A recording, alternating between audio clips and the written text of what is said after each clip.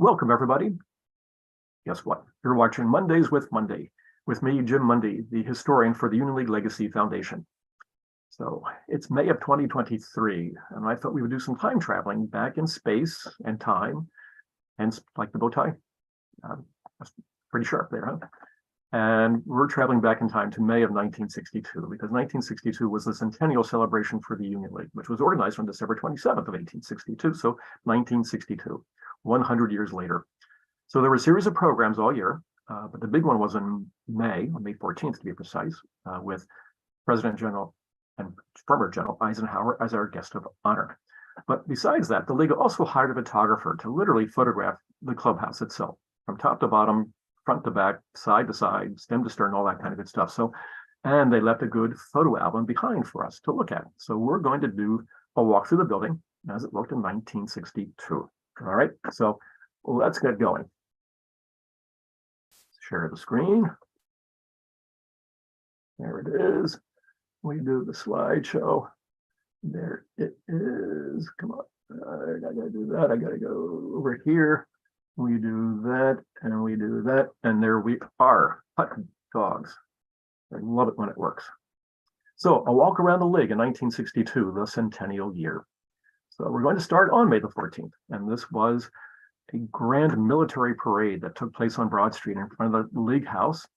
General Eisenhower, militarily appropriate, given it was a military parade, but President Eisenhower was joined on that reviewing stage by Thomas B. McKay, the League president, and Lieutenant General Milton Baker, who was commander of Valley Forge Military Academy. So then there was over 7,000 people on Broad Street to watch the parade. Every branch of the armed services was represented. And from what I understand, as you can see, it was a good time. That's a little more about and up close. You can see our guests of honor there in the center. And then that night at the Academy of Music, General and President Eisenhower was given the League's gold medal and honorary membership in the League itself. And that is Thomas B. McCabe on the right-hand side with President and General Eisenhower on the left-hand side. So that, and of course, is in the Lincoln Memorial Room in front of the Lincoln sculpture. So let's start our walk, okay? So we're going to start on the ground floor.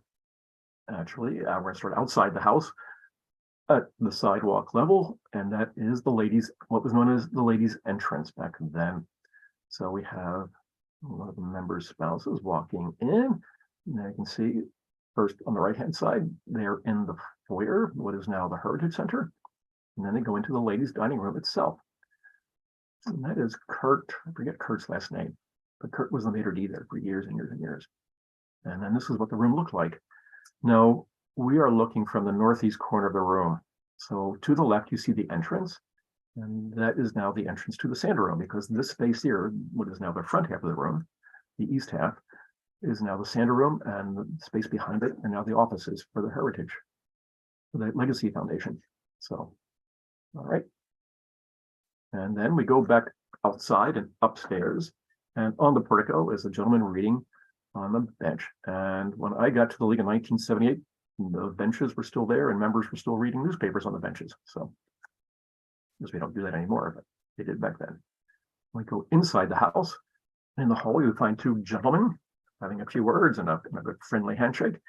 And I love it that the gentleman on the left-hand side is still wearing his spats. Who would have thought, even in 1962, that had to be an unusual occurrence. So you go around the stairwell, okay, the staircase there, behind it, around that, okay, torchère, and what was there was the coat room. All right, you can see it was a big, busy coat room, 3 coat room attendants there, and today that space is occupied by both the men's and the ladies' restrooms. All right, behind the grand staircase.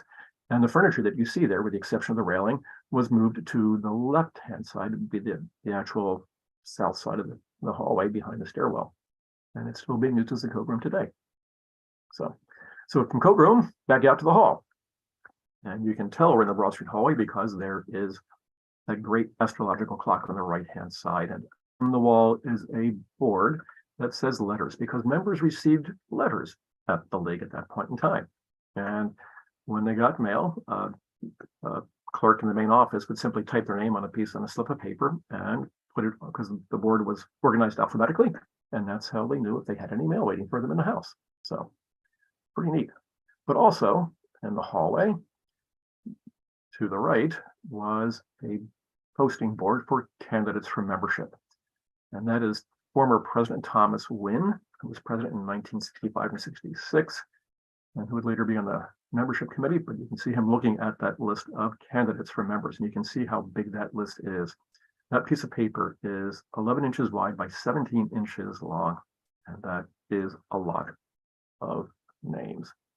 But that membership was very different back then. It's 1962. So, and then also in the hallway, off the hallway now, if you had just come in the door at Broad Street, you turned to your right, and there was the parlor, as it was called, or a reception room, when I got there in 1978. And it pretty much looks the same today. Obviously, the furniture is all different, but the room itself really hasn't changed. That's because it's all wood paneling. So not much to do there, but the furniture, the drapes, things like that. So a much more modern room today. But across the hall was the smoking room, which looks very different today, completely different as a matter of fact. Because of course, as we look south under the far wall, where we have a portrait of President Eisenhower, is where the bar is today. So that room has changed dramatically, including the wall coverings and things like that. So remarkably different. And what's also remarkably different are styles, because I don't think anybody would be wearing white socks like that in the League House as the gentleman has on the left-hand side. So, but there you are. So styles have changed, the room has changed, all makes sense. All right, so back out the hallway, and we make a left outside the smoking room. And then on the right-hand side, we had the old cafe. And this is what it looked like after the architectural firm of Vincent Kling, who became the consulting architect to the Lee in 1960. And this is their redesign of what they thought a Victorian drinking room should look like. So it's flocked wallpaper, red carpet, and of course the Victorian era pseudo gasolier light fixtures, and those tables are still there.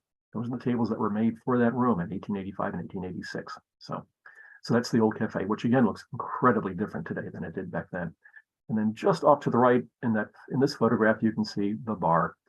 And that's Steve Fredericks, I believe his name was. He was the bartender for ages at the League. And that little space is in a doorway that led from the old cafe into what would be the north sitting room today. All right. So that space is very different today. That literally, that doorway is no more than 8 feet wide. So it really wasn't much of a bar. The main bar itself was across the hall. I almost said across the street. So across the hall behind what was then the cigar desk. Speaking of, one other place to stop first. So this is what is today the business center. Back then it was known as the Cafe Meredith, or the Meredith Cafe. And it too had just been redecorated by Vincent Kling's architectural firm. Very modern, very sharp. They had their own stylized furniture. And you'll see that as we go through the building when Vincent Kling has done something. We just saw it in the old cafe, for instance, at least the chairs. And you can tell it's today's business center, because at the far end of the room, behind those drapes and curtains, is that bow window that is so prominent there today. Now, what made this room very different at lunchtime was that they had just started doing steamship rounds of roast beef, and it was incredibly popular from everything I've read and understood. So that was then the cafe, or the Meredith Cafe, today the business center. All right, so now we do go back out in the hallway, and there's the cigar desk. We've done I think I've spoken about this at least once before, if not twice. And behind it was the main bar. So a profit center, not surprisingly. But you can imagine, I mean, back in the 60s, everybody smoked. And we had our own brands of cigarettes, cigars, and pipe tobacco. So if you bought a cigar, or even a cigarette, though, you literally just turn around and go across the hall, and you lit it on this cigar, what became a cigar lighter, which is now in the smoking room today. All right. And now back out in the hallway, and you go around a little corner, and you would hit what today is the Wi-Fi room, right? Part of the old Cafe Meredith complex. Back then, it was the president's office. And so that is League President Thomas B. McCabe at his desk in his office. All right. And we also did a program on him too. So if you're looking to know more about Thomas B. McCabe, he's out there somewhere on YouTube. All right, so back out in the hallway. we hit the marble rooms. And this is what they look like in the 1960s. Big, big rooms. And they're still big today, but you can see how they're more, you get a better sense of, I think, of space, because the rooms as they are today have been altered architecturally. So you don't get that same grandness to the rooms. I mean, in terms of their size and their shape and their proportion. So, and those large round tables are club tables. And we still have club tables today in, of course, Founders. All right, so we go down the hall, we leave the middle building, or middle section, and we go into the 15th Street section. And on the right-hand side, where today we have the grant room, back then we had a pool and billiard room. And there were 12 tables in the room. And here you see some gentlemen enjoying the sport, right? And there was a pool attendant to the left-hand side, and his job was to make sure that everything was all set up, but also to help members, to teach them how to play pool and billiards and things like that if need be. Although these guys look like they pretty much know what they were doing. So that's today's grant room, back then the pool and billiard room, and then we go across the hall into today's mead room, and this is what it looked like in 1962. In 1954, the league took what had been the South pool or billiard room and turned it into a quick service breakfast and luncheon room. And they called it the Oak Room because the wood is all quartered oak. So we're looking west. The windows in the far in the room are overlooking 15th Street. And then we look to the east, and that's where the fireplace is. And on the right-hand side, there's that wonderful bar that they built. Geez, it was neat to see. And it was both a bar that served alcohol, which you could get beer on tap and other distilled spirits if you wanted, but you could also get fresh seafood. It was a seafood bar, and they made sandwiches there as well. And it was really quite an operation to see. But what's still there today are the chandeliers, right? They're still in today's mead room. So you go back out in the hall and look at the hall, and that's what the hallway looked like. So we're looking from west to east. So the 15th Street door is behind the photographer. So that's the Oak Room on the right-hand side and the pool and billiard room on the left-hand side. Of course, what's different today, besides the furniture and the paint colors, if you will, is that the sculpture right to the left of the doorway is America Mourning Her Fallen Brave. And she was moved there in 1911 when this section opened, but she's now back in the Broad Street building, which is where she originally was located when she arrived in the league in 1867. So, all right, so we're going to go up a few flights of steps, just a few though. We go to the 4th floor because that's where we have what was then known as the Eisenhower suite. It was a suite that was reserved for President and Mrs. Eisenhower, and this is where they stayed the night of May the 14th. So you can see very modern furniture. We expect nothing less than the league to be at the forefront of contemporary design, and this is very contemporary furniture. So that's the sitting area, and here's the bedroom itself. Okay, so that's where the Eisenhower stayed. And we go down 2 flights of steps. We went from the 4th floor now to the 2nd floor, but we're in the 15th Street building, and this is the library in 1962. And it's the same room. Some differences, obviously. There at the card catalog is John Moraski, who was the librarian at that point in time. John was I think, had been in the league for 35 years. And he's looking in the card catalog, which is still there, by the way. Both of them are still there in the room, but we don't use them the way we did back then, because now everything is electronically available. What's also still in the room, though, are those red club chairs that you see in the center towards the bottom of the photograph. Those club chairs are still, there were 4 of them, and they're still there today. All right, so that's the library. And we go out in the hall, and here we have the library lounge. And obviously set for some kind of a function, very prettily too, I think. It's a very handsome looking room, isn't it? And those black leather upholstered chairs were purchased by the league in 1911 and were used in Lincoln Hall. That's what they were purchased. They were purchased as banquet chairs back then, and they were still using them up in 1962. Right? What's also different about the room today is that there are no doors over the stacks or the bookshelves, if you will. And today we have the lockable doors over them, and the light fixtures were something that were also added by the Vincent Kling firm in 1961. So there you go. They're still there today. Then across the hall into the Lincoln Memorial Room. And you can see it's a very different Lincoln Memorial Room than it is today, because today we use it a lot for banqueting, for private parties and things like that. But back in 1962, it really was more of a sanctum sanctorum, if you will. It was a room for reflection and thoughtfulness. And it's almost a sacred space in some ways. So, really different room indeed, but it's still the same room. All right. Now we go east into Lincoln Hall. And if you remember the League prior to 2013 in Lincoln Hall, this is what it looked like. So it's set for a large banquet, the 1st Regiment Infantry, which still has their annual banquets at the Lee House. They had one just this past April, which I was fortunate to attend. But you can see how different Lincoln Hall looks today from the way it did in 1962. So this is the way it looked up until 2013, basically. All right. And now you can see why they redecorated it, because it really needed it. So what the heck. But here we see we have 3 rows of portraits. Today we only have the 2, and you can see the variety in the banqueting chairs. So lots of people there. So that's Lincoln Hall in 1962.